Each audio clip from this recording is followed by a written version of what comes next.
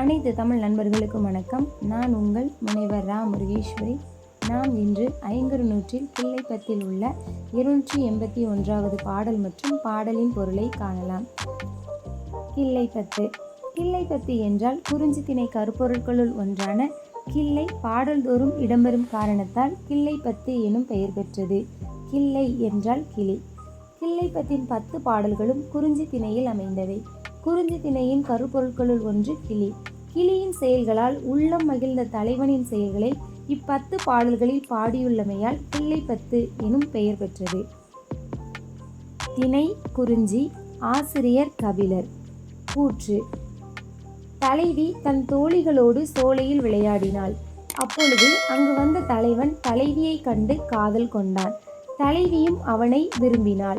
பின்னர் ஒரு நாள் தன்னுடைய காதல் தலைவியை தலைவன் திணைப்புணத்தில் சந்தித்தான்.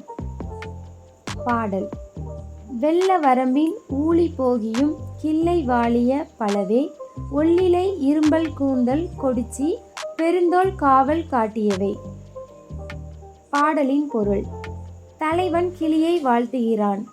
பல ஊழிகளாகிய வெள்ளம் என்ற லட்சம் ஆண்டுகளுக்கு மேல் கிளி வாழ்க என தலைவன் வாழ்த்துகிறான். தலைவி கிளிகளை விரட்ட திணைப்புண காவலுக்கு வந்தமையால் கிளிகள் 100,000 ஆண்டுகளுக்கும் மேற்பட்ட காலத்திற்கு வாழட்டும் என தலைவன் கிளியை வாழ்த்துகிறான். அந்த கிளிகள்தான் ஒளி பொருந்திய ஆபரணங்களை அணிந்த நீண்ட கரிய கூந்தலையும் பருத்த தோள்களையும் உடைய குறிஞ்சி நில பெண்ணான தலைவியை காவலுக்கு வரச் செய்த காரணத்தால் அக்கிளிகள் வாழ்க என தலைவன் கூறுகிறான்.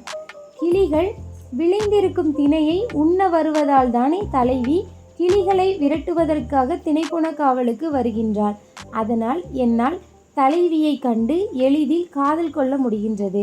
எனவே இக்கிளிகளை வாழ்க என்று தலைவன் வாழ்த்துகிறான்.